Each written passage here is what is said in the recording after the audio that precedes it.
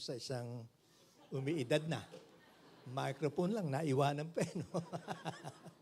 Well, purihin po ang Panginoon at nais ko lamang po yung paalaala na ngayong gabi po ay wala po kayo sa isang funeral parlor. Hindi po ito punerarya. Ano? Ito ay bahay ng Panginoon. Kaya nga dito po lahat ng tao masaya. Amen. Kaya kung may nakikita po kayong malungkot na katabi nyo, sabihin sa kanya, "Hoy, wala ka sa punerarya." Praise the Lord. Magandang gabi po sa bawat isa at maging sa inyo na naka-online. Pagpalain po kayo ng Panginoon. Sana dumating pagkakataon po na tayo magkasama-sama dito po sa loob ng ating pangbahay-sambahan. Napakaganda po ng mga inawit po natin. At ito po ay merong patungkol po sa pananampalataya sa Panginoon at higit sa lahat ay tinuro sa atin na ang ating kagalakan, ang ating pong kalakasan ay nasa kagalakan po natin sa Panginoon. The joy of the Lord is my strength. Amen po ba? Kaya nga dahil po ang kalakasan natin ay ang kagalakan natin sa Panginoon, kaya nga ngayong gabing ito, naniniwala po ako na lalabas tayong lahat, punong-puno ng kagalakan ng ating mga puso sapagkat alam natin tinagpo ng Diyos ang ating pong mga pangangailangan. Na po niyo sabi ni Haring David, ang sabi po niya rin sa mga awit, Psalms chapter 42, verse 5, kung di po nagkakamali, ang sabi ni David ito, "Why are you cast down, O my soul?" Bakit lugami ka? Bakit nanghihina ka? Bakit biglang tumahimik ka? Ang sabi po niya rin sa huling bahagi ay ito, hope in God. Ikaw ay magtiwala sa Panginoon. Ikaw ay umasa sa Panginoon. Kaya nga, yung lahat ng umaasa sa Diyos, hindi na nagmamanok-manukan. Amen. Alam niyo nagmamanok-manukan?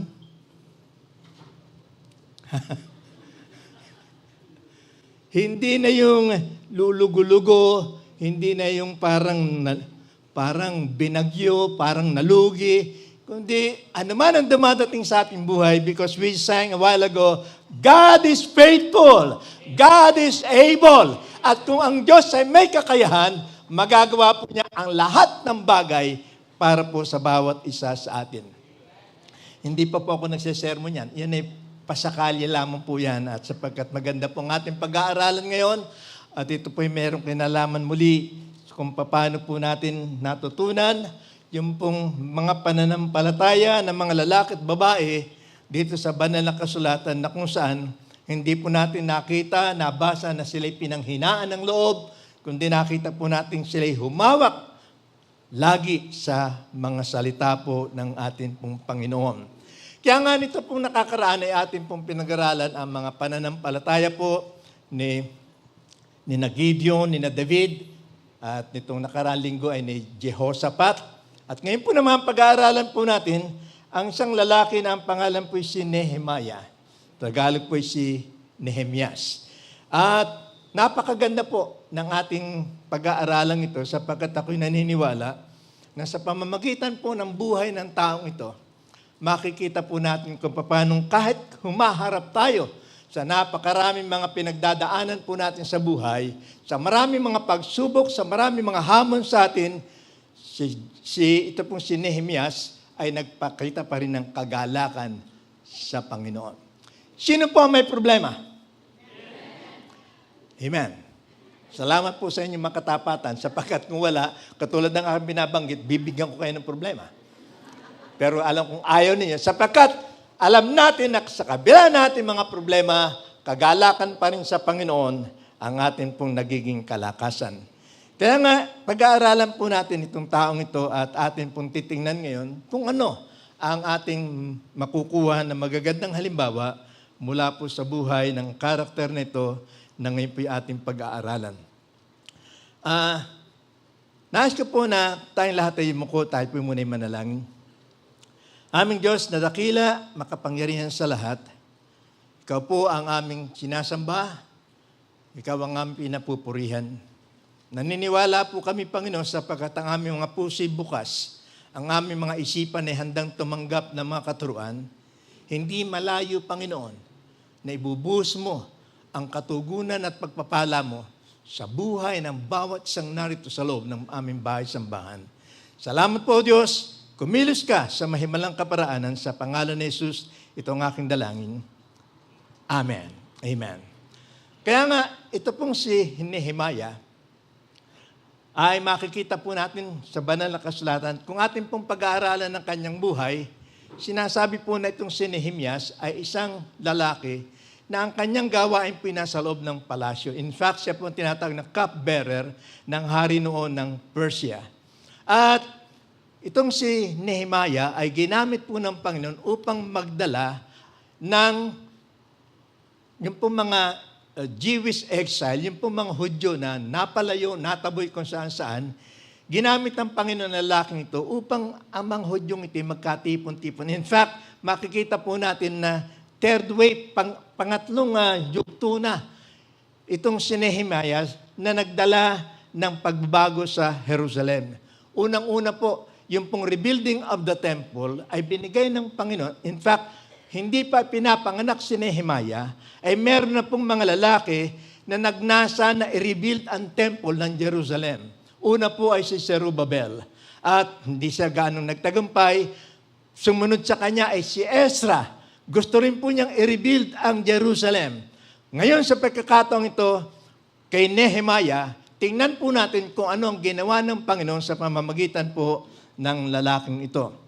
Kaya nga, sapagkat siya po ay nagtatrabaho, ang kanyang gawain sa loob ng palasyo at ang kanyang pinaglilingkod ng hari noon ay isang Persian king. Hari po siya ng Persia, ang kanya pong pangalan ni si Artaxerxes. Sabi nga po niyo. Yan. Yan. Kaya nga, siya po yung naglilingkod sa haring ito at makikita po natin kung paano sa pamamagitan po ni Nehemiah, although itong haring ito, ay masasabi po natin walang gaanong pagkakilala sa Panginoon. Subalit sa buhay ni Nehemiah, nakita po natin kumilos ang Diyos sa buhay ng haring ito ng Persia.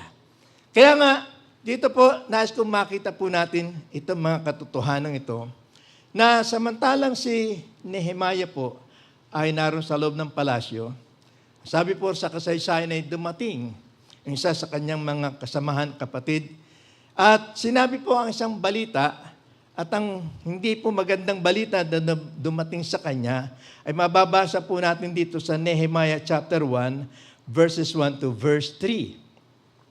Ang sabi po ay ito, the words of Nehemiah, son of Hakaliah, in the month of Kislev in the 20th year, while I was in the citadel of Susa, Hanani, one of my brothers, came from Judah with some other men. And I questioned them about the Jewish remnant that had survived the exile and also about Jerusalem. They said to me, those who survived the exile are back in the province are in great trouble and disgrace. The wall of Jerusalem is broken down and its gates have been burned with fire. Ito si Nehemias, nasa loob ng palasyo. Dumating ang mga tao at sinabi sa kanya kung ano ang naging kalagayan at ano ang kalagayan ng Jerusalem. At makikita po natin dito yung tatlong sinabi na nakapagbigay ng malaking kalumbayan at kalungkutan kay Nehemiah. Kaya nga sabi po ay ito, those who survive, sila na nakaligtas.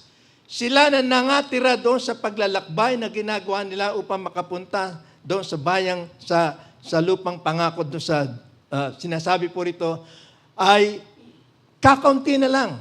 At dahil po rito, papasok sila sa Jerusalem. Ang sabi po ng mga taong nagbalita ito, ang mga tao sa Jerusalem are in great trouble, in disgrace. The wall of Jerusalem is broken down and its gates have been burned with fire. Nakakalungkot po. Sapagkat itong Jerusalem na ito na halos gustong makita ni Nehemiah, ang nakita po niya at dumating sa kanya yung balita na nakalulunos kung ano ang kalagayan po ng bansang Israel. At hindi lamang po ito, kundi sinasabi po rito sa ating aralin, na sabi po rito merong pang mga kalaban sila, at hindi lamang po mga oposisyon na kalaban po nila, kundi sabi po rito, merong disunity, merong di pagkakaisa sa bayang Israel. Dito pong nakakaraan, pinag-aralan po natin sa buhay po ni David yung higante. Ito po'y natutuwa sapagkat every time po na meron tayong gawain, lalong-lalo pa pagka Miyerkules, nadidinig po sinasabi ng mga nagpapatuto, nilalabanan nila yung mga higante, yung mga giants nila. Kaya nga, nakikita ko pong pumapasok sa puso ng mga tao, yung nadidinig nila rito. Kaya nga, itong higante na nadinig po, na nalaman itong si Nehemiah, ang sabi po rito, merong, ang sabi sa, binanggit po, intense opposition from the other people. Merong mahigpit na pagsubok, paglaban mula sa ibang tao, at hindi lamang po yun, kundi ang nakalulungkot, merong kawalang pagkakaisa sa bansang Jerusalem, sa bansang Israel, yung mga Hudyo. Alam po niyo mga kapatid, kung merong isang napakahirap harapin, ay yung makita ka na namumuhay ka sa loob ng isang bahay-sambahan na walang pagkakaisa. Nakakalungkot po na sa maraming tahanan po ngayon ay umiiral po kuminsan yung disunity, kawalan ng pagkakaisa.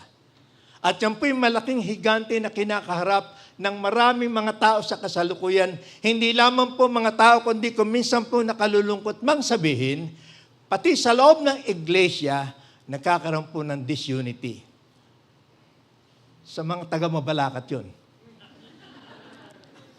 Pero dito sa Angeles, lalo-lalo dito sa Agapito del Rosario, dito sa Calvary, walang disunity.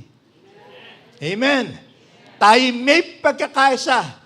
Kaya nga po kanina pumapasok ako ay natutuwa ako dahil hindi ako makapasok agad eh.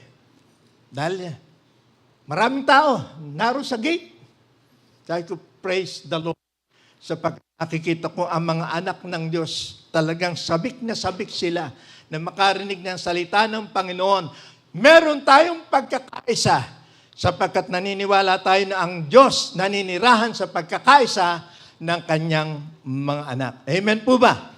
Kaya nga, napakaganda po ng binanggit dito na si Nehemiah, bagamat nadinig niya ang balitang ito. In fact, nang marinig po niya ang sinasabi patungkol sa Jerusalem, nasunog ang mga gate, ang mga tao ay naroon sa kalagayan po nakakahiya sapagkat sira ang gate. Sabi nga po ni Pastor Manny sa amin nung nakaraang Friday, kung meron pong isang nakalulungkot, nakakahiyang bagay, ay yung labas-masok ang iba't ibang uri ng mga tao na nakikita ang kasiraan ng kanilang lugar.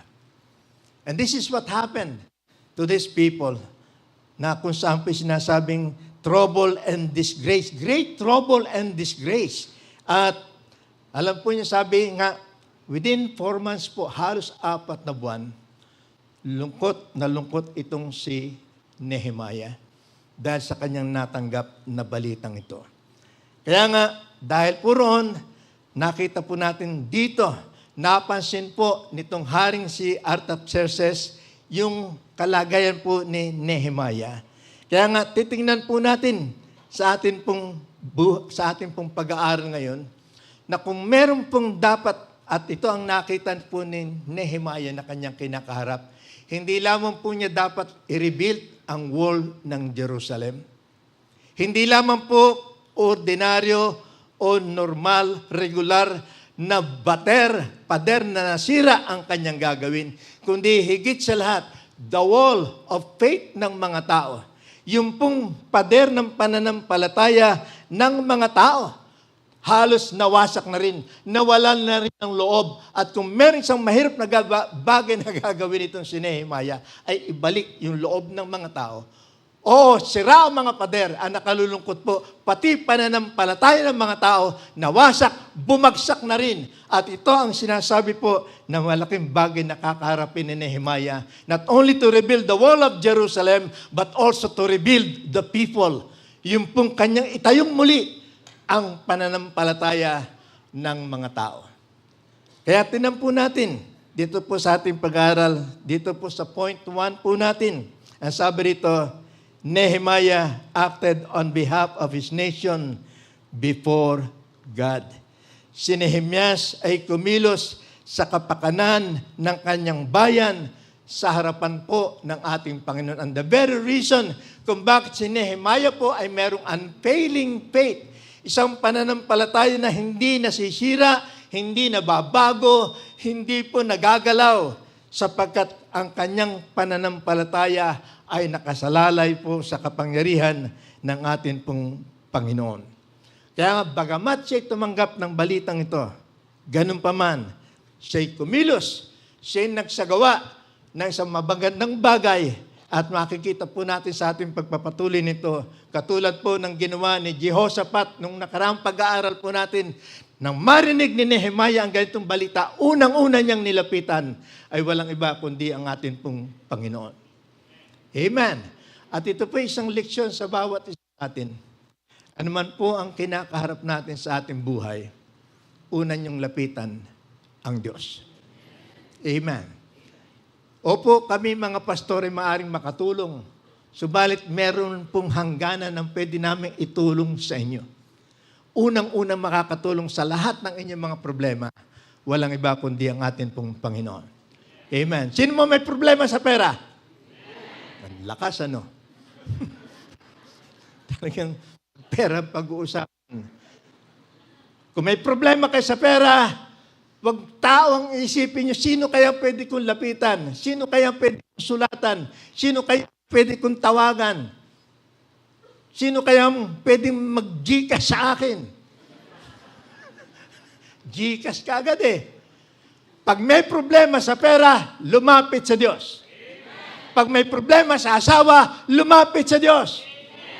Kung may problema sa pag-ibig, lumapit din sa Diyos. Sapagkat Diyos lamang ang pwede pong tumulong sa bawat isa po sa atin. Ang tao po'y bumibigo. Amen. Naranasan na ba yung biguin kayo ng tao? Yung katabi nyo mismo, minsan, bibiguin kayo niyan. Tingnan nyo katabi nyo. Mukhang mambibigo, ano? Pero ang Diyos, kailanman hindi tayo bibiguin. He is faithful. He is able. Kaya nga, ano pong ginawa nitong si Nehemiah? Nehemiah acted on behalf of his nation before God. Ito po isa napakagandang naging kaugalian nitong si Nehemiah ito. Ang sabi rito sa 1 verses 4 to verse 6, Nehemiah chapter 1 verses 4 to verse 6. Ang sabi po rito, when I heard these things, I sat down and wept. Nalungkot siya. Normal lang, kababayan niya. Itong narito na sinasabi pong disgrace, yung kanilang pintuan, gate ng kanilang bayan nasira, at ganun din po naman sinunog. Ang sabi po rito, I sat down and wept. For some days I mourned and fasted and prayed before the God of heaven.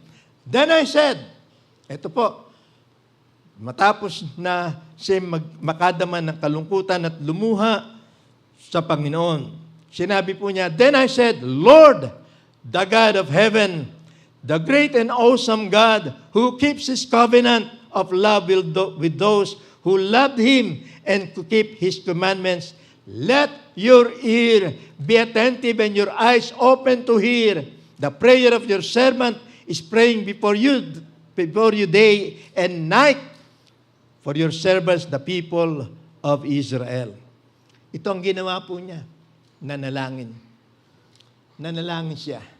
At binanggit niya yung kabutihan ng Panginoon, yung Diyos na hindi sumisira ng kanyang mga pangako, ang Diyos na laging nakikinig. At ito pang napakaganda sa Panginoon.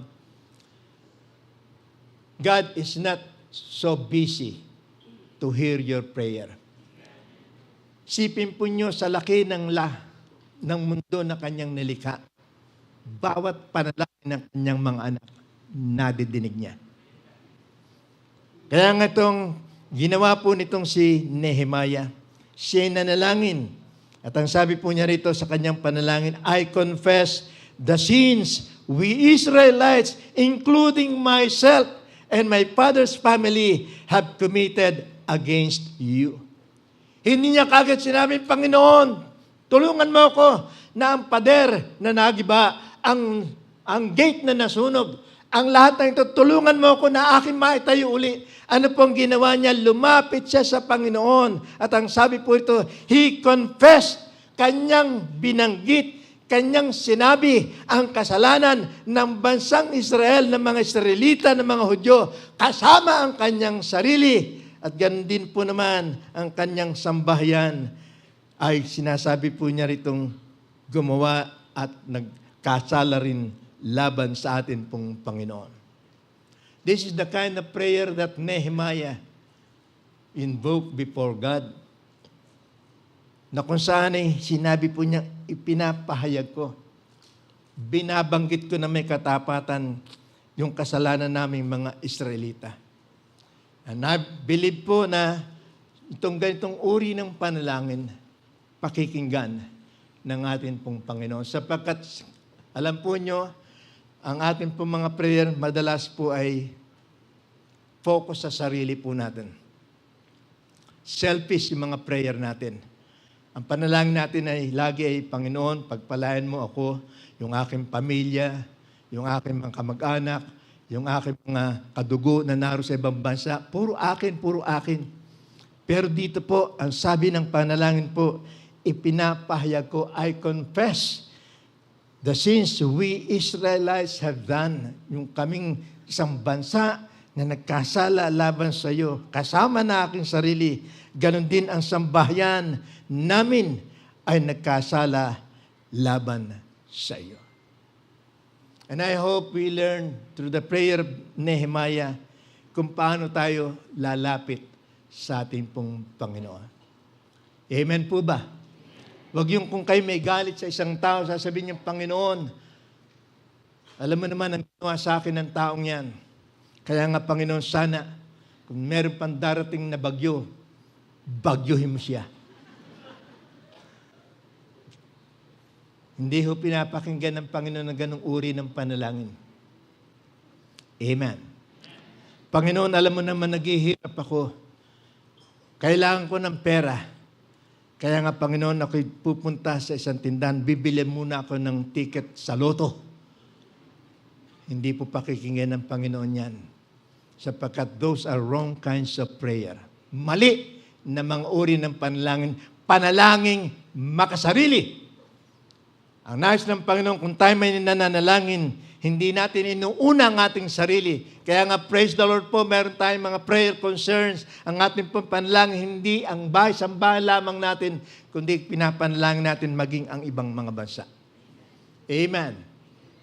Sinasabi po na tayo merong gagawin na pagtulong sa mga nabahaan. Praise the Lord. Sa atin po, walang nabahaan. Amen po ba? Praise the Lord. Tayo, nakapag-o-order pa ng mga gusto natin, nagpapag-grab pa tayo. Sa ibang lugar, hindi makakilos sa mga grab. Mga grabber, ano? Bahay. Pero tayo rito, maganda ang ating kalagayan. Kaya nga, pinaganda ng Diyos sa ating kalagayan. At sa ganung paraan po naman, tayo kinakailan tumulong. Amen po ba? Parang wala nang tutulong Tutulong po ba tayo? Dapat lamang po sapagkat yan ang itinuturo po sa atin ng Panginoon. Nais ng Diyos na magkaroon tayo ng isang uri ng panalangin na mayroong pagkilos.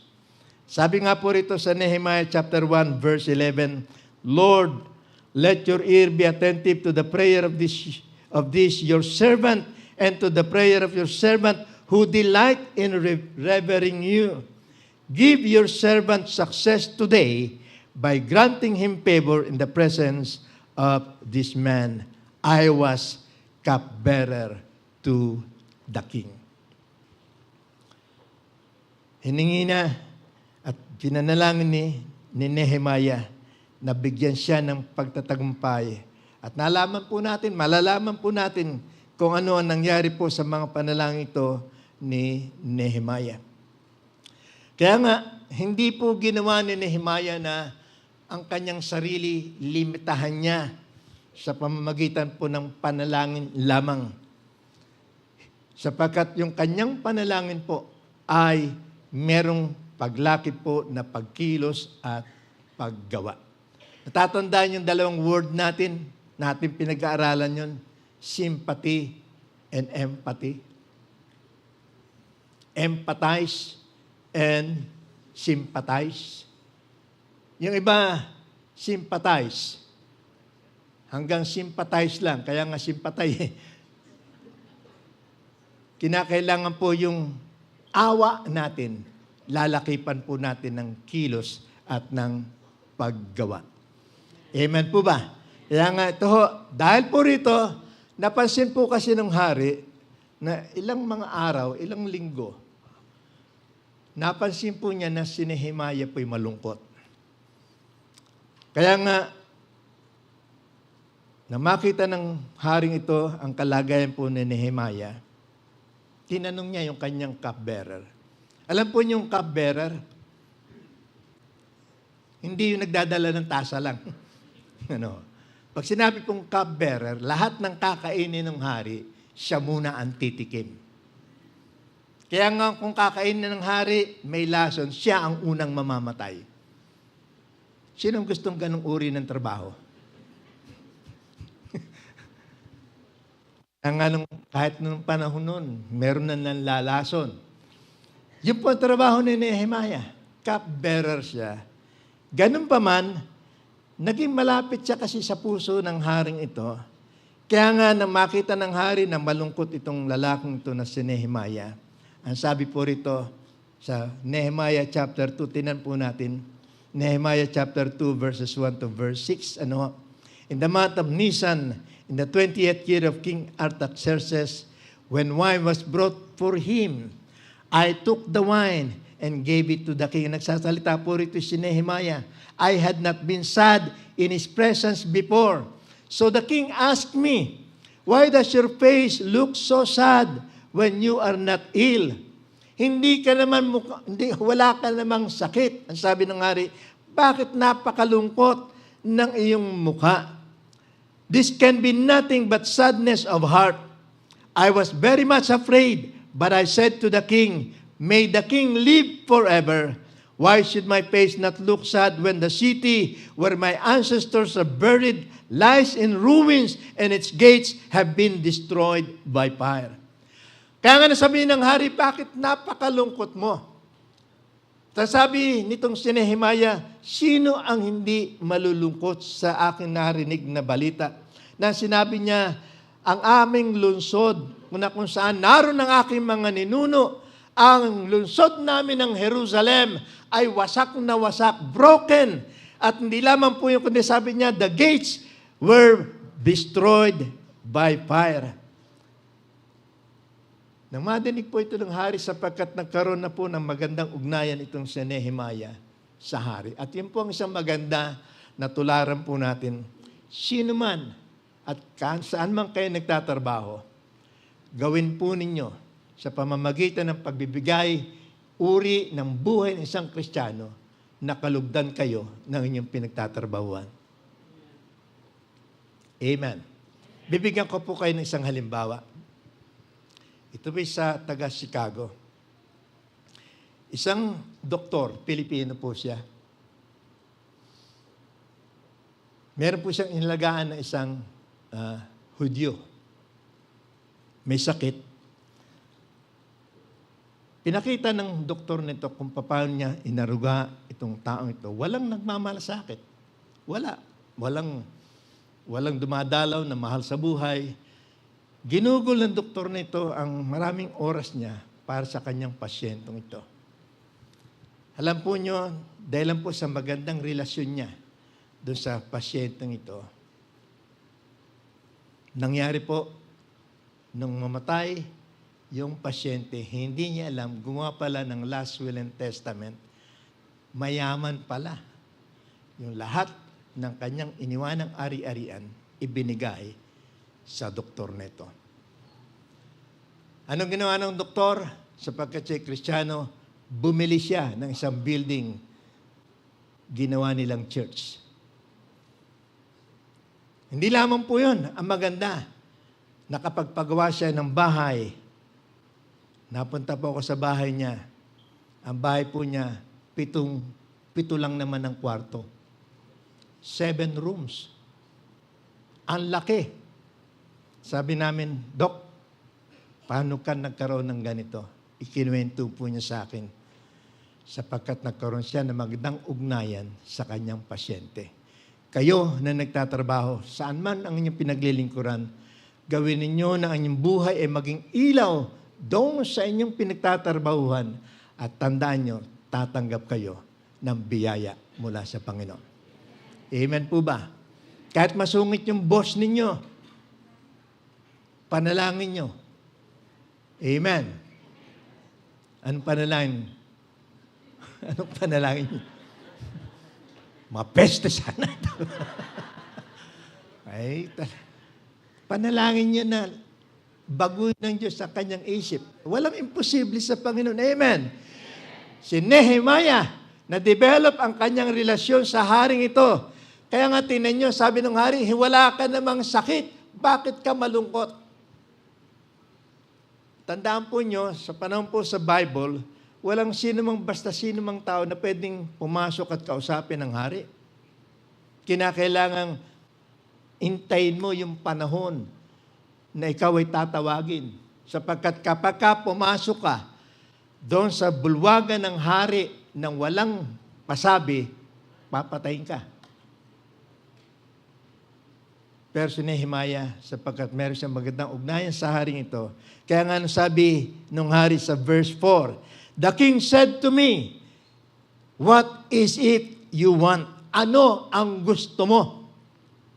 Then I prayed to the God of heaven and I answered the king.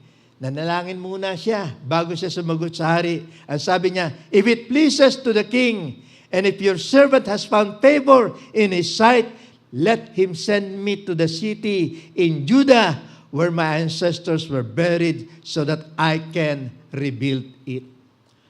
Ano sabi ni Nehemiah? Kung ako'y nagkaroon ng magandang relasyon, kaugnayan sa iyo,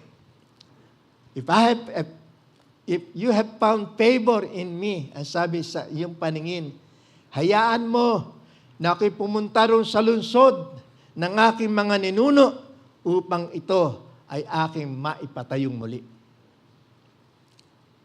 Verse 6, ang sabi po, Then the king, with the queen sitting beside him, asked me, How long will your journey take? And when will you get back? It pleased the king to send me, so I set a time. Natuwa yung hari. Nalugod yung hari doon sa sinabi niya, ganong katagal ang paglalakbay mo? Kaya nga, si Nehemiah po, binigyan indefinite leave of absence. Walang oras na pwede siyang bumalik kung kailan niya gustong bumalik. Sipin po niya yung pabor na ibinibigay ng Diyos doon sa mga tao na nagkakaroon ng magandang relasyon maging sa kanilang pinaglilingkuran. Amen po ba? Sino po rito ang mga empleyado? Kaya nga pagbutihin po niyang pakikisama. Malapit ng Pasko. Wag lang yung, magpapasko, magpapakabait muna ako. Hindi po. Kundi yung pagpagiging magandang loob, mabuting empleyado, pinakikita po yan, hindi seasonal yan. Kundi yan po yung naging gawin na ng buhay ng isang mananampalataya. Kaya nga, na-surprise po itong si Nehemiah sa binigay na pabor sa kanya ng Panginoon patungkol po sa kanyang gagawin na pag-rebuild ng Jerusalem. Kaya hindi lamang po yun, hindi lamang siya pinayagan na maglakbay, pumunta sa Juda, hindi lamang po yun. Ang sabi pa ng hari ay ito, sige, bibigyan kita ng sulat na kung saan nagsasaad na ikaw ay merong kapamahalaan, merong kang authority, walang sino mang gagawin sa iyo, merong magbabantay sa iyo. At hindi lamang yun, lahat ng gamit na gagamitin mo sa pag-rebuild ng gate, sa pagpapatayo ng pader, lahat ng gagamitin mo, dalin mo. Sipin po yung pabor na tinanggap ni Nehemiah. At ito'y nangyari po. Kaya nga sabi po rito sa verse 11 hanggang 12 ng Nehemiah chapter 2, I went to Jerusalem after staying there in 3 days. I set out during the night with a few others. I had not told anyone what my God had put in my heart to do for Jerusalem. There were no mounts with me except the one I was sitting on. Sipin po ninyo, kung paanong binigyan ng Diyos ng pabor itong si Nehemiah mula po sa isang hari, Persian king. Walang paniniwala halos sa Diyos. Ganun pa man, nakita po natin kung paanong kinaluguran niya ang kanyang likod na ito na si Nehemiah. Kaya sabi po rito, unfailing faith is acting upon the work God has put in your heart. Yung hindi po nasisira, hindi bumabagsak na pananampalataya ay pagkilos doon sa gawain na ibinigay sa iyo puso ng Panginoon. Alam ko po na sa iba't ibang paraan, tayong lahat ay binibigyan ng Diyos ng mga gawain. Hindi malaki maaari, subalit gawain na gustong ipagawa sa atin ng Panginoon. At ito po ang nakikita natin at matutunan natin. Ang tunay na pananampalataya ay pagsasagawa, paglalagay sa aksyon ng anumang gawain na inilagay ng Panginoon sa ating puso. Kung inilalagay ng Panginoon sa inyong puso ngayong gabi na sinasabing, kausapin mo si ganon, meron siyang problema, palakasin mo ang kanyang kalooban, gawin mo. Amen. Kung sinasabi ng Panginoon, tulungan mo siya, gawin mo anuman ang trabaho, anumang gawain nilagay ng Panginoon sa puso mo, mapapakita mo ang isang pananampalatayang hindi nagbabago kapag ka ang gawain yan na binigay sa iyo ng Panginoon, hindi lamang ilalagay sa puso, kundi bibigyan ng katuparan. Amen po ba? Kaya nga, purihin po ang Panginoon sapagkat naniniwala po ako na tayong lahat ay meron pong pagsunod sa anumang bagay na inilagay ng Panginoon sa atin pong mga puso. Pangalawa po ang sabi po rito, si Nehemiah ay merong unfailing faith sa Panginoon because Nehemiah resisted strong oppositions to glorify God. Si Nehemiah ay nagkaroon ng matinding pagtanggi maging doon sa malalakas na paglaban para mabigyan ng kaluwalhatian ang atin pong Panginoon. Alam po nyo, sabi ko nga po rin sa mga nag-attend po ng Transformation Theology sa advanced class po noon, nakaraang discovery po natin, anumang pagbabago na inyong gagawin, meron kayong nais na gawing pagbabago, makakasalubong kayo, makakatanggap ko po kayo ng mga paglaban. The same thing what happened to Nehemiah when he planned and when he go to Judah to rebuild the gates ng Jerusalem. Tumanggap po siya ng malalakas. Hindi lamang po basta oposisyon, kundi malalakas na paglaban sa kanya. Tinignan ko po isa-isa at mamaya po'y madadaanan po natin ito. Nang sabihin ng Panginoon na, sige, gawin nyo. At dito po sa Nehemiah chapter 2 verses 17 to verse 20, ay sinabi po rito, then I said to them, you see the troubles we are in Jerusalem, lies in ruins, and its gates have been burned with fire. Ang sabi po ni Nehemiah doon sa kanyang mga kasamahan, come, let us rebuild. Hali kayo, itayo natin ang pader ng Jerusalem. Ito po ang kanyang sinabi doon sa kanyang mga kasamahan nun, itayo natin ang pader ng Jerusalem. At sumagot naman yung kanyang mga kasamahan at ang sabi po ito sa huling bahagi ng verse 17, o sa verse 18 po, let us start building. Tayo magpasimula na gumawa. Tingnan ko po, katulad na binanggit kanina, kung ano-ano po yung mga naging oposisyon nitong si Nehemiah sa kanilang ginawa na pagtatayo ng pader. Their work was attacked by first mockery. Nasa chapter 4 po yan. Kung babasahin po niyo yung chapter 4 hanggang chapter 6, mababasa niyong lahat doon po yung iba't ibang uri ng oposisyon na kinaharap nitong si Nehemiah. First, mockery. Second, conspiracy. Yung pong una mockery, yung inuuyam siya, tinutudyo siya. Pagkatapos po, conspiracy, dito sa chapter 4 pa rin po yun, may mga sabwatan, meron pong extortion, may mga pagsusuhol na ginawa laban sa kanya, merong compromise, merong mga pakikiayon, may slander, ano ho? May paninirang puri kung ano na pong sinabi, may treachery, may mga pagtataksil, iba't ibang uri ng gawa ng kaaway na nakatagpo ni Nehemiah sa kanilang ginagawa na pagtatayo ng pader ng Jerusalem. Tandaan niyo ang katotohanan ito. Kapag ka po kayo ay nagiging totoo sa inyong pananampalataya sa Panginoon, dadatnang kayo ng maraming mga oposisyon. Dadatnang kayo ng maraming pagsubok. Dadatnang kayo ng maraming pag-uyam ng tao. Dadatnang kayo kung minsan po yung mga tao na akala nyo yung kaibigan nyo, pagkatapos pala magtataksil sa inyo. Mga tao na inaakala nyong malapit sa inyo, pagkatapos katalikod, nagsasalita ng masama laban sa inyo.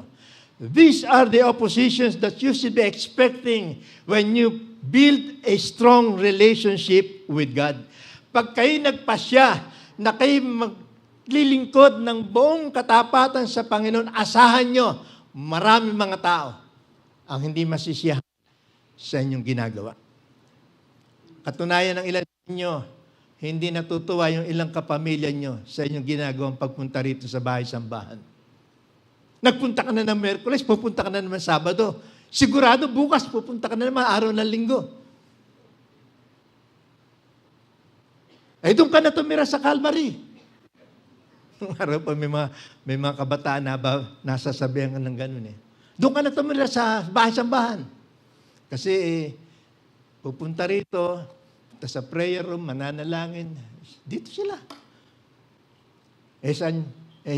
Hindi ho ba mas magandang yung mga tao, yung mga anak nyo, nandito sa bahay ng Panginoon kaysa nasa bahay sugalan?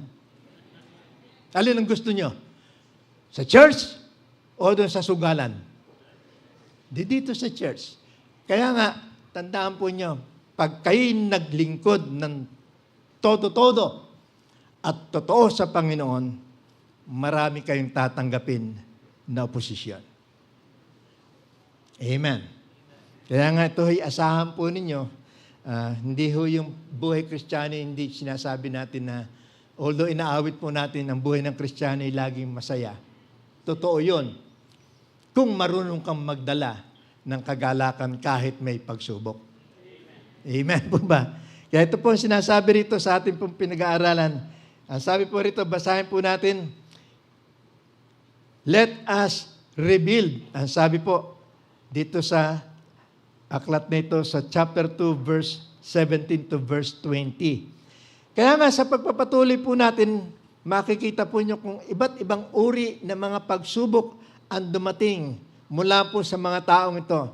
Dito po sa Nehemiah chapter 4, verses 1 to verse 3, ito na po ang mga taong binabanggit dito. Ang sabi rito, Sanballat. Sabihin po niyong Sanballat. Pangalan pong tao yan, ano? Sanballat was very angry. Itong mga taong ito, nang malaman po nila na dumating si Nehemiah para itayo ang pader na naguho at nasira, pintuang sinunog, mga tao na kung saan po ay nagkakaroon na ng kaguluhan sa kanilang mga sarili. Nang malaman nilang ito ang gagawin nitong si Nehemiah, galit na galit itong si Sanballat. Sabi po rito, Sanballat was very angry when he learned that we were rebuilding the temple or the wall. He flew into a rage and mocked the Jews. Galit na galit. At dahil po sa kanilang galit, pinasimulan po nilang pagsabihan ng hindi magandang salita itong mga Hudyo. Ano ang kanilang sinabi? Saying in front of his friends, isipin po sa harapan ng kaibigan, mga taong kasama ni Nehemiah, ganitong sinabi nitong si Sanballat at ang sabi po niya ay ito, what does this bunch of poor, feeble Jews think they are doing? Ano ang iniisip nitong kumpol? Itong mga grupo ng mga taong ito, mahihina na mga Hudyo, ano ang kanilang ginagawa? Do they think they can build the wall in a single day by just offering a few sacrifices? Akala ba ninyo, magagawa nyo itong nagibang mga pader na ito, nang sabi po rito, sa isang araw lamang sa pamamagitan ng inyong kaloob at ng inyong mga paghahandog? Yun po ang mga mockery na tinatanggap nitong si Nehemiah. Do they actually think that they can make something of stones from a rubbish heap and charge once at that? Tobaya, ito na naman. Sabihin yung Tobaya. Tagalogin na natin si Tobias. Meron po ba Tobias dito? Ngayon, Tobaya, the Ammonite, who was standing beside him, remarked, that stone wall would collapse if even a fox walked along on top of it. Isipin po niyo. Sinabi ng mga taong ito, matatayo ba niyo sa loob ng isang araw lang yan? Sa pamamagitan ng inyong pagkakaloob, sa pamamagitan ng inyong mga paghahandog. Ang sabi at ang bulong ng kaaway ng oposisyon sa inyo, sa palagay mo kaya, pagpapalain ka ng Diyos, kung nag-o-offering ka, kabawasan yan sa iyo. Sino po nag-iisip dito ng pag-o-offering ay kabawasan sa kanilang buhay? Pag ganun ang mindset ninyo, kabawasan ang pagbibigay ng handog sa Panginoon, lalong hindi kayo tatanggap ng pagpapala. Sapagkat hindi po kabawasan ito. Ito ay paraan na para ibuhos ng Diyos ang kanyang biyaya sa atin, gawin po natin tayo may puso na nagkakaloob para po sa ministeryo ng ating pong Panginoon. Amen po ba?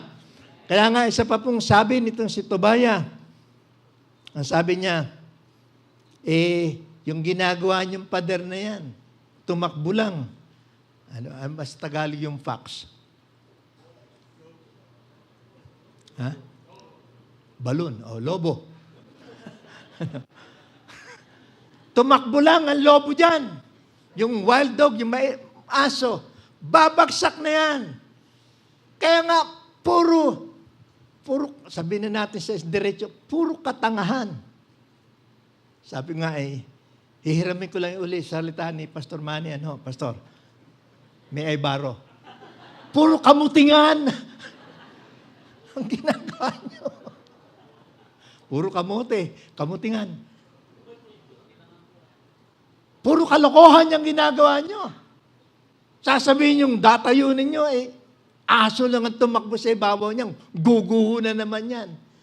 Kaya napakarami pong mga pagsubok ang dinanas ni Nehemiah at ng kanyang mga kasamahan sa pagtatayo ng pader ng Jerusalem.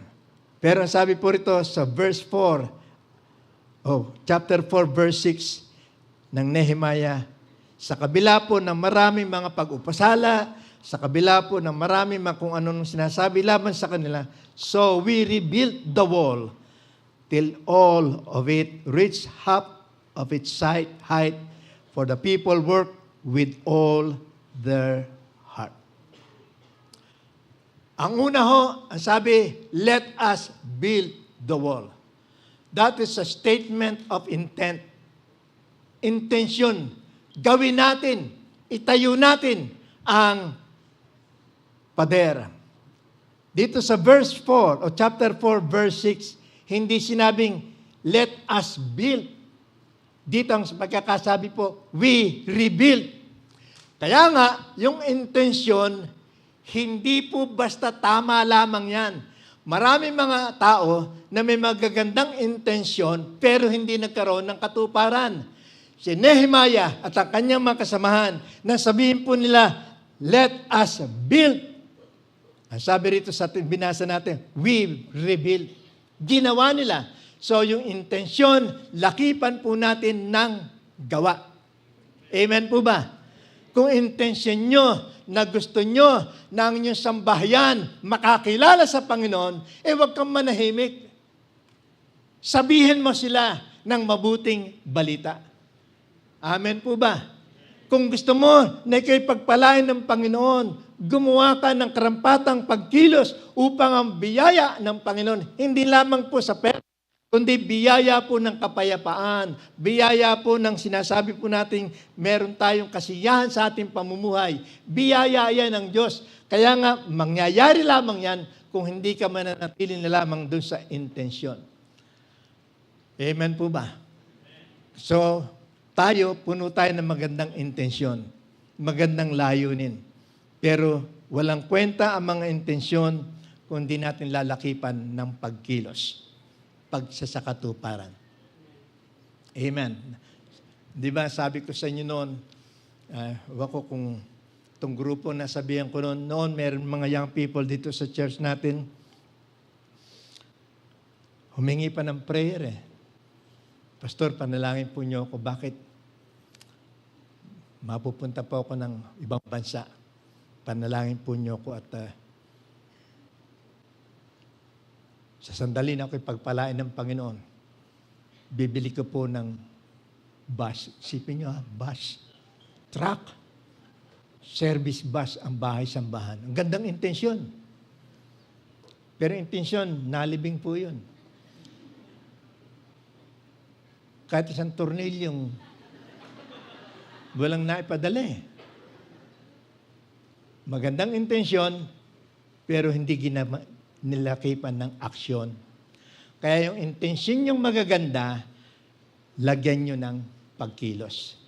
Kung meron kayong magandang intensyon para sa Panginoon, lakipan nyo ng pagkilos at makikita nyo ang pagkilos na yan, ang magpapakilos naman sa kamay ng Diyos upang kay Kanyang pagpalain sa inyong mga buhay.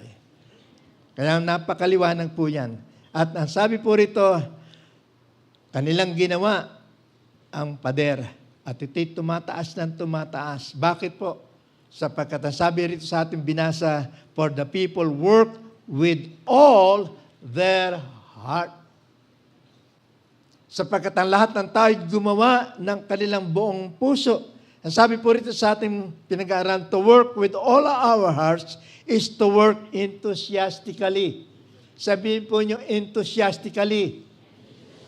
Yung may kilos, may paggawa na merong kagalakan. Amen. Kaya nga, kung kayo po'y merong ginagawa para sa Panginoon, gawin nyo na kayo'y masaya. Hindi na masaya yung sa microphone natin. Gawin nyo na may kagalakan. Amen. Kaya nga ako'y natutuwa pag ako'y nasa salubong ko po yung ibang mga young people, yung kinokolektar po nila yung mga malilit na mga basong ginagamit po natin. Dalada nila, huhugasan nila yon. Ginagawa nila na may kagalakan. Ano man ang pinagagawa sa inyo ng Panginoon at ginagawa niyong masaya kayo, pagpapalain kayo ng Panginoon. Amen. Kanina natin yung sabi ng isang kapatid. Kaya sabi niya, kaya ayoko sumasabay kumakain sa nanay ko. Bakit naman? Kasi habang kami kumakain, tatanong niya, ano yan niluto mo? Ganito, isda po, magkano binili mo sa isda? Ganito. O yung gulay, magkano binili mo? Abay, kinukwenta yung yung kinakain. Hindi masaya. Nangungwenta Sabi niya, pati ako nawawala ng ganang kumain. Kaya sinasabi ko sa nanay ko, kumain na lang kayo na kumain, huwag na po nang tatatanong pa. Amen. Kaya kung meron kang kinakain sa bahay, huwag niyo kukwentahin. O anak, alam yung kaparasong karning yan. Unti-unti. Bigyan mo naman yung kapatid mo. Huwag po. Pagka kayo may ginagawa, gawin nyo ng buong puso, may kagalakan. Amen! Amen. Kaya nga, kuminsan, maaaring sa mga musicians po natin, hindi sila naka-schedule, o biglang-bigla, o ikaw tumugtog ka. Ano? Katutugtog ko lang kanina, ako na naman ngayon. Wag. Sabi mo, praise the Lord, makakatugtog na naman ako. Amen ba? Amen, mga musicians natin. Amen. Kaya kinakailangan po, anumang ginagawa nyo, gawin nyo na may kagalakan. At pag ginagawa na may kagalakan, tinan po nyo, yung pader tumataas. Amen. Tumataas po. Sapagkat ginawa po nila with all their hearts. Sabi rito sa Ephesians chapter 6, tinan po nyo, binigyan po kami rito ni Pastor Manny nung kanyang na-research patungkol po rin sa pader na ginawa po nila. Ito po yung sinasabi na feature ng pader na ginawa po nila. Yung pong haba, the length of the wall, ang sabi po rito ay 2.497 miles. Nagkukwentahan po kami, gaano kalayo yung equivalent to almost, more or less 4 kilometers. Sabi namin, mula rito hanggang Dao. Ganong kahaba yung pader na ginawa nila. At hindi lamang po yun, kundi sabi po rito, yung taas nito ay 39 feet. At may kapal na 8.2 feet. No? At hindi lamang basta pader, kundi ang pader na ito ay nilagyan pa nila ng mga tore, 34 watchtowers and 7 main gates. Isipin po niyo lahat ng ito. Tinarbaho nila. Alam nyo, uunahin ko na. Within 52 days, natapos nila. Pinakamabilis. Hindi katulad ng mga nasa Bureau Public Highway. Yung overpass doon sa may Porac. Ganong kahaba lang yun. Ilang taon? Si Nehemiah mula rito hanggang Dao, 52 days, nayari. Bakit po?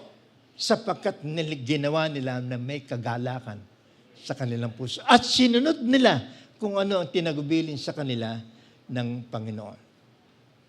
Kung gusto niyo matapos yung problema niyo kaagad, at hindi kayo humahaba ang panahon ay taglay-taglay niyo mga problemang yan, gawin po ninyo. Harapin nyo na may kagalakan ng lahat ng dumarating sa inyong buhay. Amen. Gaan namang kabigat. Ano? Ang sabi rito sa Ephesians chapter 6, verse 7, hanggang dito po sa verse 8. Sabi po, work with enthusiasm as though you were working for the Lord rather than for men or for people. Remember that the Lord will reward each one of us for the good we do, whether we are slaves or free. Gawin nyo, ang sabi po rito, na merong kagalakan, may katuwaan, ang lahat ng bagay na kayo katulad ng ginagawa nyo para sa Panginoon. If you are doing things and working for God, para sa Diyos, at hindi para sa mga tao, ang sabi rito, tatanggap kayo ng gantimpala mula sa atin pong Panginoon. Hindi po sinasabing sa pastor lamang ito. Hindi po. Kundi sinasabing whether we are slaves or free. Ano man ang uri ng ating pagkatao, ano man at sino man tayo rito sa bahay ng Panginoon at ginagawa natin ang lahat ng bagay para sa kanyang kaluwalhatian, para sa kanyang kapurihan, naniniwala po ako na sabi rito, remember that the Lord will reward each one of you. Bawat isa sa atin tatanggap ng gantimpala. Amen po ba? Kaya ngayon lahat ng ginagawa niyo para sa Panginoon, hindi po sayang yan. Sapagkat ginagawa niyo na merong katuwaan, merong kagalakan. Amen. Simpleng halimbawa lamang po. Minsan po nung buhay pa po si Mami, pag kumakati yung likod ko, ngayon pag kumakati yung likod ko, tumatalikod na lang ako sa pader, kinakaskas ko. Walang kumakamot eh. Nung buhay pa siya, pag kumatalikod ka, Mami, pakikamot nga. Kakamuti naman niya. Sabi, ginagawa mo ba yan na masaya ka o ano? Kasi masakit eh. Imbis,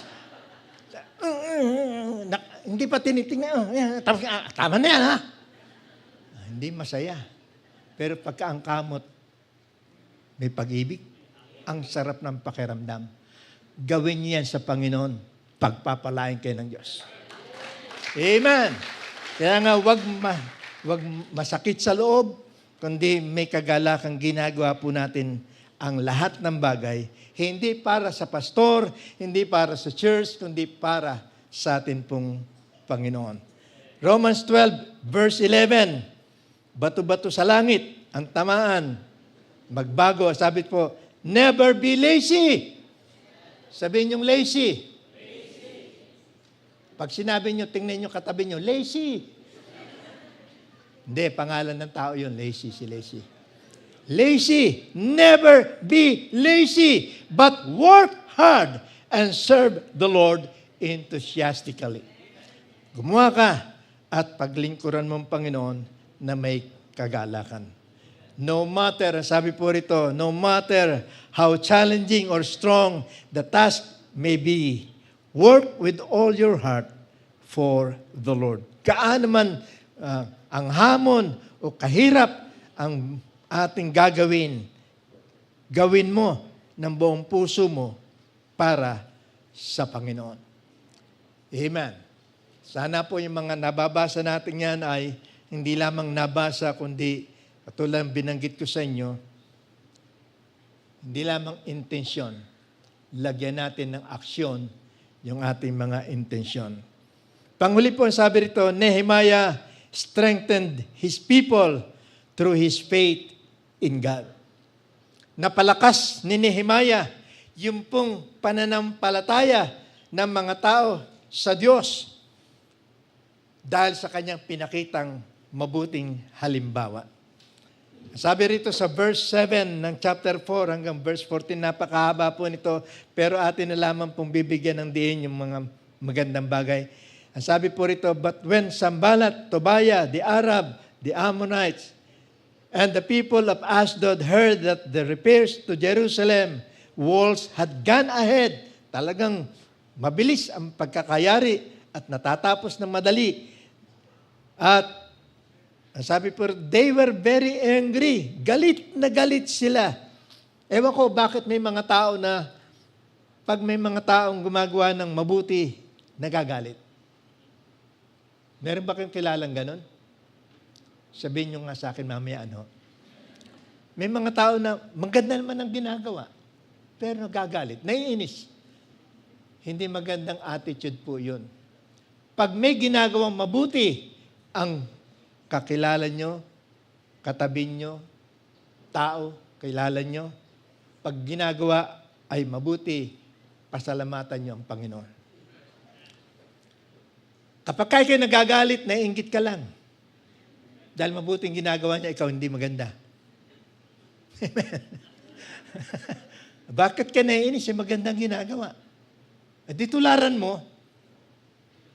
Amen po ba? Kaya kapag nakikita mo yung kapatid mo, talagang naglilinis. Linis-linis. Gusto lang humingi ng pera niyan. Huwag ka mag-iisip ng ganon.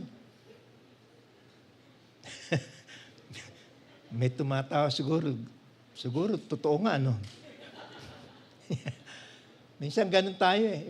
Nakikita magandang ginagawa, nagagalit tayo. Masamang ginagawa, lalo nagagalit. Ano bang? Kaya nga, pag nakikita natin may ginagawa mabuti, magandang ating kapatid, purihin natin ang Panginoon. Tularan po natin sila. Kaya itong ginawa po nitong si Nehemiah, napatatag niya ang mga tao sa pamamagitan po ng kanyang pinakitang pananampalataya sa atin pong Panginoon. Kaya nga sabi po rito, nang habang sila gumagawa ng pumpader, narito yung mga taong ito, si Sanballat, si Tobaya, meron pang isang, Geshem ba yun? 3 sila. Pero ano pong sabi po rito, they all plotted together to come. Nagkaisa sila, conspiracy, to come and fight against Jerusalem and stir up troubles against it. Nagkaisa yung mga taong ito. Dahil naiinggit sila na nagagawa ni Nehemiah yung pader tumataas. Nagagalit sila, naiinggit sila. At sila'y nagkaisa na labanan itong mga taong ito. Ano sabi sa verse 9? But we prayed to our God and posted a guard day and night to meet this threat. Ito po, sa pamamagitan po ng magandang estratehiya, sa magandang plano na ginagawa po itong si Nehemiah, natatapos yung pader, at habang natatapos yung pader, inggit naman itong mga taong ito, nagkaroon sila ng pagnanasa na kanilang labanan, sirain ang kanilang mga gawain. Pero, ang sabi po rito, nanalangin sila, at ang ginawa ni Nehemiah, naglagay siya ng mga gwardiya sa iba't ibang mga lugar habang ginagawa yung pader. At siyang bagay pong makikita po natin na nais kong bigyan din po natin dito sa verse 13. Therefore, I stationed some of the people behind the lowest points of the wall at the exposed places, posting them by families with their swords, spears, and bows. With families. Sa akin, napakaganda po na hindi lamang ikaw, kundi ang pamilya natin, makasama po natin sa pagtatayo. Hindi maari ng pader, pero pagtatayo ng mga pananampalataya, pagpapatibay sa mga tao ng pananampalataya sa Panginoon. And I wish and I pray na tayong lahat dito, dumating pong panahon, makasama natin ang ating family sa paglilingkod sa Diyos. Amen po ba? Napakaganda ang tingnan. Halimbawa, isang hilerang bangko, puro pamilya ninyo. Di po ba masaya yun? Sama-sama ang pamilya na naglilingkod sa Panginoon. Kaya nga ang ginawa nitong si Nehemiah, sige, pamilya, lugar-lugar, magbantay kayo. At itong kanilang ginawa, at dahil sa kanilang ginagawang ito, hindi naman magkaroon ng pagkakataon na itong mga naglalasa na sila'y gerahin o sila'y atakihin, hindi nila magawa sapagkat una, may panalangin. Pangalawa, yung panalangin, may lakip na gawa. Naglagay si Nehemiah na mga magbabantay sa iba't ibang mga dako. Sabi pa niya rito, don't be afraid of them. Remember the Lord who is great and awesome, and fight for your families, your sons and your daughters, your wives and your homes. Huwag kayong matakot sa kanila. Alalahanin ninyo ang Panginoon na siya'y dakila at ipaglaban ninyo ang inyong pamilya, ang inyong mga anak na lalaki, ang inyong mga anak na babae, ang inyong asawa at ang inyong tahanan. And this is what God is telling us today, that we must fight for our families. Amen. Ipaglaban natin. At sabihin natin sa Diablo, hindi ko hahayaan na isa man sa member ng aking pamilya ay maagaw mo. Ipaglalaban ko sila sa iyo. Amen. At pag nadidinig ng Panginoon yung nasa yung intention yung yan na nilalakipan nyo ng gawa, makikita nyo magkakaroon ng katugunan ang inyong mga ninanasa sa inyong puso. Ito ang naging buhay ni Nehemiah. Kaya nga, sabi ko nga po sa inyo kanina, inuna ko na sa loob ng 52 araw, natapos po nila yung tinatayong pader. Napakaganda po na sinabi po rito sa Nehemiah 4, verse 20. Yun na lang po ang aking babasahin. Wherever you hear, sapagkat sila po inilagay sa iba't ibang mga lugar, tinan niyo ang kanilang unity rito. Ang sabi po ni Nehemiah, sapagkat iba-iba ang posisyon nyo sa pagbabantay habang ginagawa po natin ang pader. Ang sabi nito, wherever you hear the sound of the trumpet, join us there. Our God will fight for us. Amen. Pag nadinig nyo ang tunog ng trumpeta, sumama kayo sa amin. Hindi sinabi ni Nehemiah, makipaglaban kayo, kasama namin. Ang sabi lamang niya, join us there. Pumunta kayo doon sa aming lugar. At ang sabi niya, our God will fight for us. Ang Diyos ang lalaban para sa atin. Ito ang practice noon. Diyos ang lumalaban para sa kanila. Dapat sa ating buhay sa kasalukuyan, hindi natin dapat iasa sa Diyos ang lahat sapagkat tayo pinagkalooban ng Diyos ng power, authority para mapagtagumpayan natin. Lalabanan natin ang ating kaaway pero kasama natin ang Diyos. Amen. Kaya ito pong sinasabi rito sa ating pong aralin at nakita po natin kung paano na ang lalaking ito binigyan ng karunungan, katalinuhan ng Panginoon upang sa pamamagitan ng kanyang pangunguna naitayo hindi lamang po yung pader ng Jerusalem, kundi naitayo maging ang pananampalataya ng mga tao. They were disgraced before. Sila'y naguguluhan. Sila'y walang magawa. Nahihiya. Ganon sila nung sira ang pader. Pero nung matayo ang pader, sabay na tumayo ang pananampalataya ng mga tao. Bakit? Sapagkat meron isang Nehemiah na nanguna sa kanila. There are many Nehemiahs today. In fact, all of you can be Nehemiah of modern times na pwede natin patayuin, patatagin ang ating mga kapwa sa kanilang pananampalataya. Yung katabi nyo, pwede nyo patibayin ng pananampalataya niyan sa pamamagitan ng inyong papakitang buhay. Amen po ba mga kapatid? Kaya nga ito ho, lahat ng gawa, hindi nila sinarili yung pong sinasabing kami ang tumapos nito. Kundi sinasabi po nila sa verse 16 ng Nehemiah chapter 6, when all our enemies heard about this, all the surrounding nations were afraid and lost their self-confidence because they realized that this work had been done with the help of our God. Everything that transpired, nangyari dito sa Calvary Temple, nangyari dahil sa tulong ng Diyos. Lahat ng ating achievement, lahat ng ating nagagawa ngayon, hindi natin ginawa ng ating sarili lamang. Kasama natin ang Panginoon. Siya ang tumulong sa atin. Kaya ang sabi po rin sa verse 15, so the wall was completed on the 25th of Elul in 52 days. Sa loob ng 52 araw natapos ang pader ng Jerusalem. Bakit? Sapagkat nagpakita si Nehemias ng isang pananampalataya na hindi nagiba ng mga oposisyon na dumating sa kanilang mga buhay. Kaya sabi rito sa atin pong pagre-review, Nehemiah acted first on behalf of this nation before God. Nehemiah resisted strong oppositions to glorify God. Nehemiah strengthened his people through his faith in God. Amen.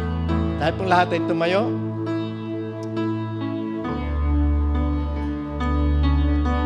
Maaaring sa atin pong kalagitnaan ngayong gabi ay merong mga nandito na tila baga ang kanilang pananampalataya ay nanghihina na.